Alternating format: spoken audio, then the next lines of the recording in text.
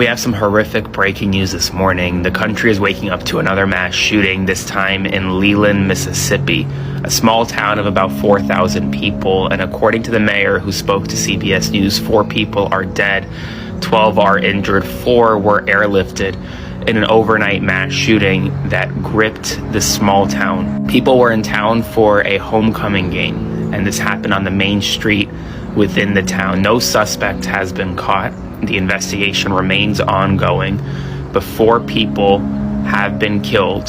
4 others were airlifted to a local hospital. 8 others were injured. Folks, we have more mass shootings than days in the year, and I feel like I make these videos often, but it's important to not normalize a situation like this, because mass shootings should not be normal in the United States of America, even though right now they very much are. Every story here reveals the truth they tried to bury. If this one moved you, hit like, share, and subscribe to Blood and Justice. Because silence protects no one, and truth deserves a voice. It began like any other homecoming night: laughter, streetlights, and the sound of music echoing through the small town of Leland, Mississippi. Children held glow sticks. Food vendors lined Main Street. Friends who hadn't seen each other in years embraced under the soft buzz of neon signs.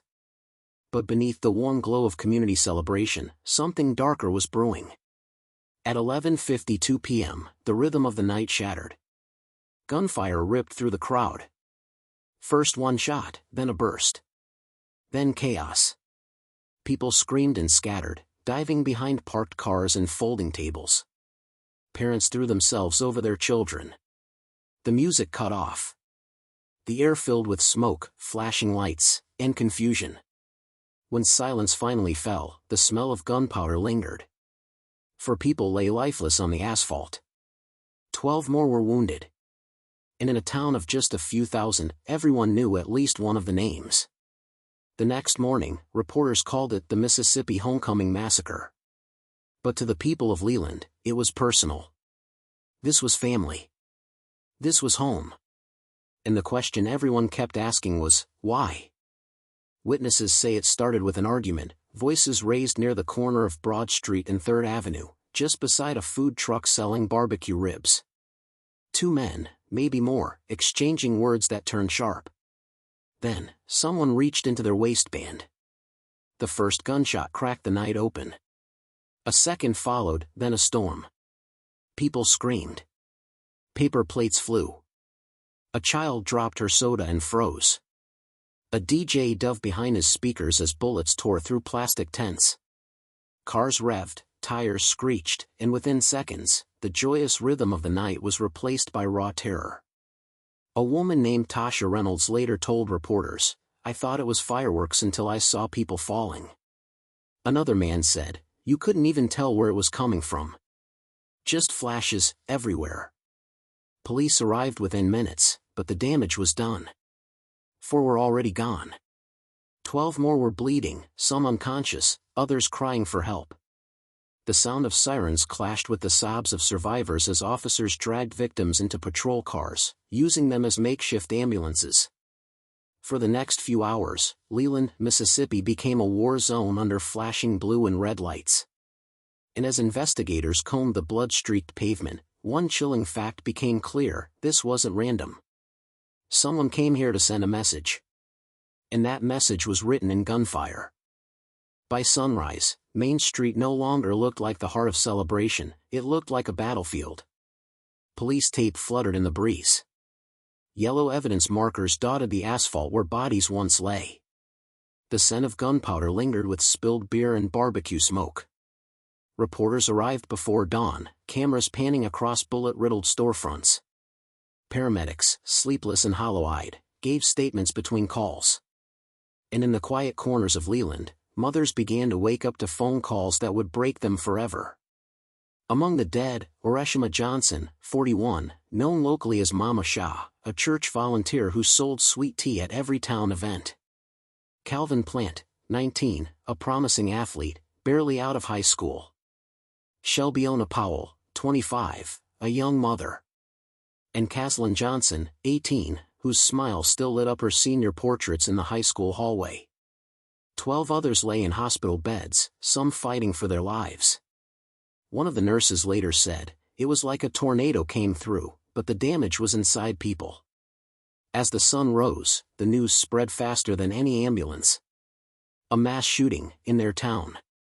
Leland had become another on America's growing map of gun violence.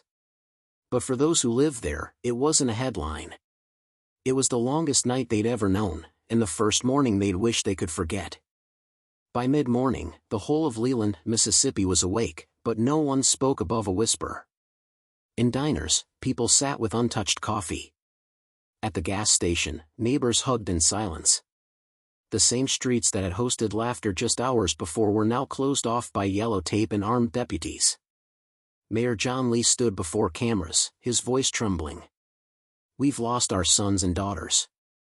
Our hearts are broken. But Leland will not be defined by this tragedy." Behind him, sirens still echoed. Investigators from the Mississippi Bureau of Investigation and FBI had arrived, photographing the scene, collecting shell casings, documenting bullet holes in brick walls. Local officers, some still in their game day shirts, tried to keep composure as they guarded the perimeter. At Delta Regional Medical Center, nurses rotated shifts without sleep. Families crowded the lobby, waiting for names, updates, anything. One mother collapsed when a doctor shook his head. Outside, a prayer circle formed on the hospital lawn. Strangers held hands, white, black, young, old, all bound by disbelief and grief. This wasn't supposed to happen here. Not in a town where everyone knows everyone. Not on homecoming night. But reality had arrived with blood on its hands. And as the cameras rolled and the flags lowered, Mississippi once again found itself at the center of America's most tragic story, another mass shooting that no one saw coming. As dawn turned to afternoon, investigators combed through chaos piece by piece. Every bullet casing, every footprint, every shattered phone might hold a clue. A total of hundreds of shell casings were found scattered across the street, different calibers, suggesting multiple shooters. Shop owners provided surveillance footage, and detectives spent hours reviewing grainy clips, flashes of light, running shadows, the faint outline of someone raising a weapon. Forensics technicians marked the asphalt with small yellow cones, a sea of numbers that told the story of panic and precision. The ballistics team began matching casings to possible weapons. Each trajectory mapped, each impact traced against brick and glass. Inside the evidence tent, blood-stained clothing lay folded in plastic bags, tagged and sealed. Outside, whispers spread. People said the shooting started as a fight, others swore it was planned. In towns like Leland, rumors move faster than truth. But the Mississippi Bureau of Investigation confirmed what locals feared: this wasn't random. This was targeted. Someone had come to settle a score. Behind the crime scene tape, journalists gathered around the lead investigator. He didn't say much, just one sentence that chilled everyone standing there. "We believe more than one person pulled the trigger." That's when the story changed, from a shooting to an orchestrated attack. By Monday morning, whispers had turned into names. Police scanners crackled with updates. And before the day was over, the FBI and Mississippi Bureau of Investigation announced several arrests. The first two men, Tevion L. Powell and William Bryant, both 29, were charged with capital murder. A third suspect, Morgan Lattimore, 25, soon followed. Later that week, a fourth name surfaced, LaToya Powell, 44, charged with attempted murder. And finally, Terror Journal S. Martin, 33, was taken into custody, accused of helping plan the attack. What stunned investigators was how close the connections ran. Tevion and LaToya were aunt and nephew. One of the victims, Shelbyona Powell, was LaToya's niece. Bloodlines had split down the middle, family against family, grief against guilt. Rumors rippled through Leland. Some said it started as a fight over a loved one. Others whispered about a long-simmering feud that reignited under the bright homecoming lights. To detectives, motive mattered, but proof mattered more. In the press conference, an FBI agent said quietly, "This was not random. We believe the shooters knew their targets. For a town already broken, that sentence hit harder than any gunshot. The violence hadn't come from outsiders, it had come from within. Every mass shooting leaves two stories: what happened, and why. And in Leland, that why cut deep into family ties. Investigators pieced together fragments of witness statements, social media screenshots, and phone records. There had been tension for weeks, possibly sparked by a personal dispute between two families. Some claimed it began online, a series of threats posted after a heated argument. Others said it was a feud passed down, something simmering beneath the surface for years. During interrogations, detectives found inconsistencies. Each suspect told a slightly different story. One said he was just there for the event. Another said he came to make peace. But the ballistic evidence, multiple weapons, coordinated timing, suggested something far more deliberate. And then came the most haunting detail. Many of the victims knew their shooters. Some had eaten together at the same barbecue stand earlier that night. It wasn't a random act of terror. It was personal, and it erupted in front of the entire town. For investigators, this case was no longer about finding strangers in the dark. It was about exposing the anger hiding behind familiar smiles. A reminder that sometimes, the deadliest battles are fought between people who once called each other family. When the gunfire stopped, silence wasn't peace, it was shock. And in that silence, the survivors began to speak. Tasha Reynolds, a food vendor, said she hit the ground so fast she didn't realize her ankle was bleeding until paramedics lifted her. It wasn't like one shooter. It felt like it came from every direction, she whispered to reporters. Another man, James Slim Carter, had been setting up speakers for the after-party. He told investigators, "I saw people I grew up with pulling triggers. I saw others falling. That's not something you unsee." Dozens of witnesses gave statements through tears, each describing chaos in fragments. Flashes of light, echoes of screams, a mother calling out a child's name in the dark. Some accounts contradicted each other, but together they formed one truth. No one was ready. In the hospital waiting room, survivors comforted each other. Bandaged hands, blood-stained shoes, trembling voices. The sound of sirens outside never seemed to stop.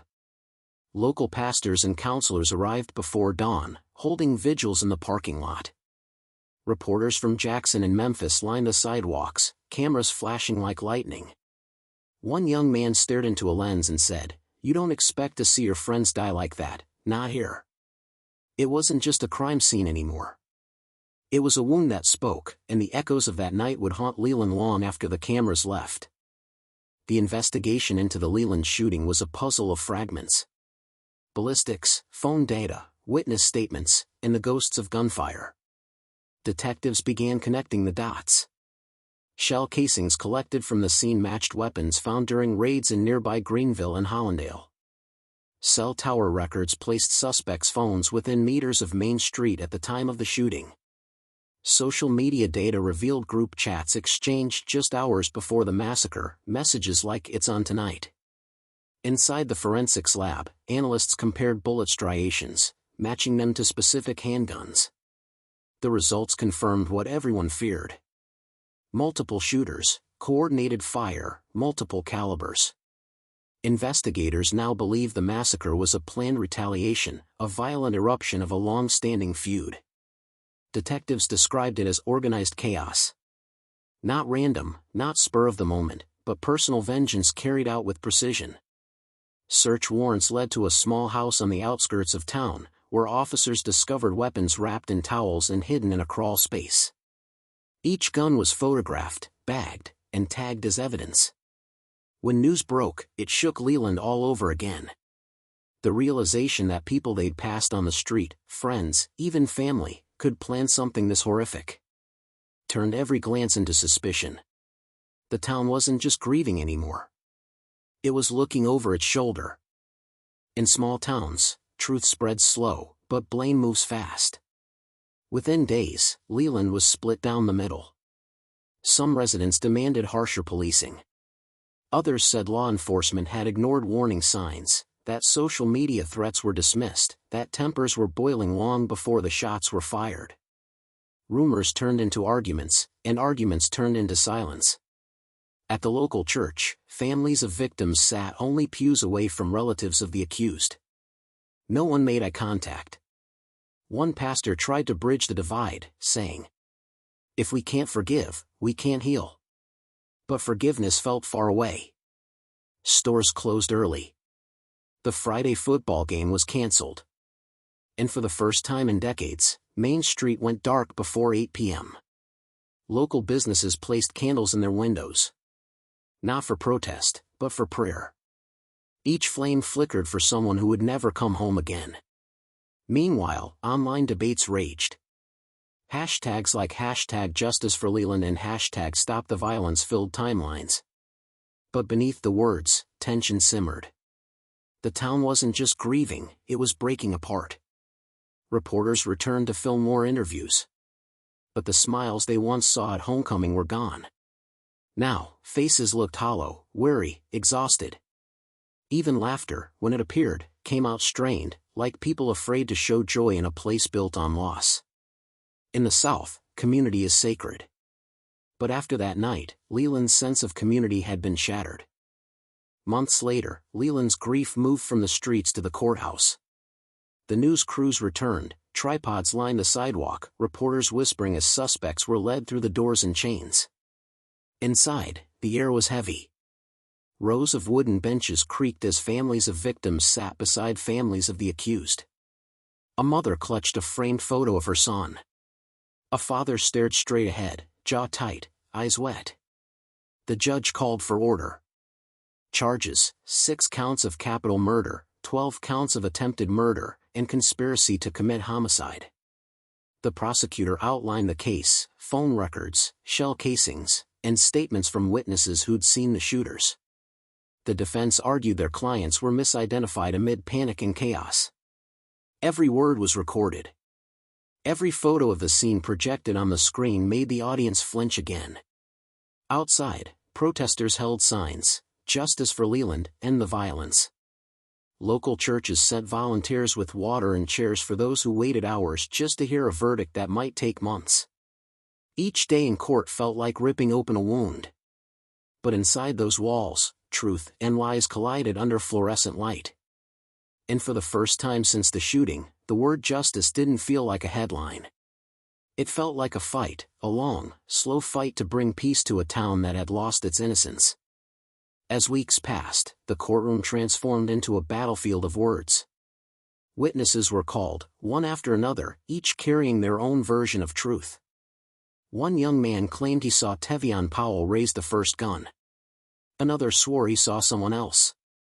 A woman recanted part of her earlier statement, saying fear had clouded her memory. And then came the moment that changed everything. A partial confession.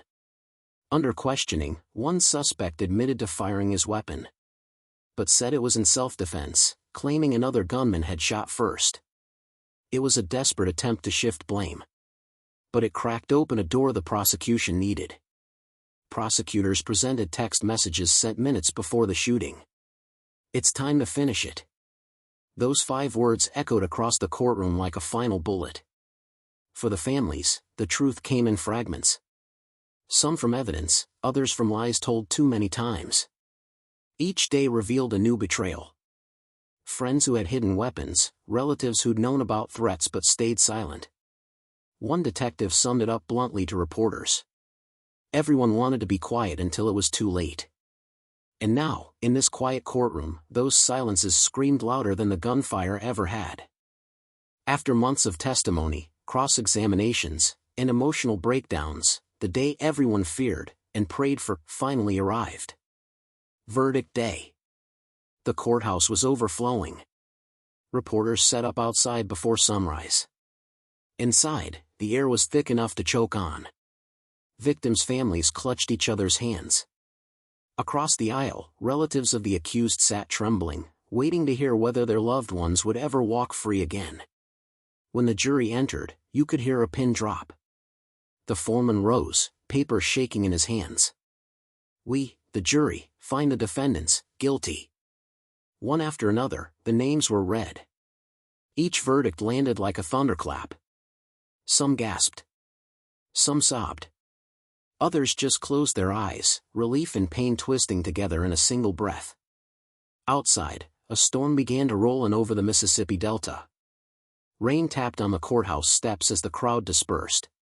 For some, justice had been served. For others, it felt hollow. No sentence could bring back what was lost. The judge's gavel fell one last time, echoing through the chamber like the final shot of that October night. And as the deputies led the convicts away in chains, one mother whispered to a reporter, "It's over for them, but for us, it'll never be. Justice, perhaps. But never peace." Weeks after the verdict, Leland began to look like itself again. But only on the surface. The crime scene tape was gone, the storefronts reopened, the high school field hosted games again. Yet everywhere you looked, there were traces of what happened. On the corner of Broad Street, someone painted a mural of the 6 victims, smiling faces under angel wings, surrounded by candles and folded notes. At night, the flicker of those candles lit the brick walls like stars that refused to die out. Families tried to move forward. Some found comfort in church, others in therapy. A few simply packed up and left, unable to live where every corner held a memory. The city council launched Project Leland Strong, a local effort to curb violence and mentor youth. They organized vigils, fundraisers, and community walks, anything to reclaim hope from the ashes. But beneath every speech and every headline, the pain lingered quietly. A pastor summed it up best during one memorial. Healing doesn't mean forgetting. It means remembering, without letting the memory destroy you. The sound of gunfire had long faded. But its echo lived on in every classroom, every prayer, every uneasy silence when night fell. Leland was surviving, but it would never be the same. Leland's story isn't just about one night. It's about what happens when anger, pride, and silence collide, and the cost a community pays when no one steps in before the first shot is fired. 6 people lost their lives that night. Dozens were wounded. Hundreds more still wake up hearing echoes of gunfire that no amount of therapy can silence. But from the grief came purpose. Local teachers started programs on conflict resolution. Churches partnered with youth groups to give teenagers an outlet beyond violence. And every October, the town now gathers under the same lights that once flickered during chaos. Not for celebration, but for remembrance. Their message is simple. Never again. In America, mass shootings have become a cruel routine.